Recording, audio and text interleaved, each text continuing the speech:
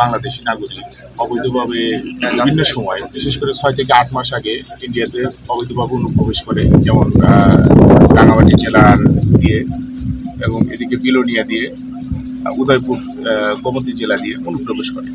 পরবর্তীতে তারা এখানে কাজের সন্ধানে বিভিন্ন রাজ্যে গমনকালে আইনশৃঙ্খলা বাহিনীর হাতে আটক হয় এবং দীর্ঘ প্রায় ৬ মাস জেল শেষে তারা নরসিংগড় টেম্পোরারি ডিটেনশন সেন্টারে অবস্থান করতে থাকে। সেখানে অবস্থান করার পরে আমরা তাদের ঠিকানা জানতে পেরে ভারতীয় অবস্থান জানতে পেরে তাদের ব্যাপারে বাংলাদেশি নাগরিকত্ব ভেরিফিকেশনের জন্য পাঠাই।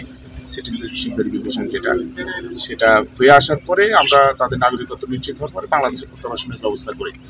এই ব্যাপারে ভারতীয় যে FRO office of foreign citizenship নিয়ে যারা কাজ করে তাদের থেকে একটা অর্ডার নেই এবং পলিটিক্যাল ডিপার্টমেন্ট থেকে তাদের ব্যাপারে নো অবজেকশন সার্টিফিকেট গ্রহণ করি।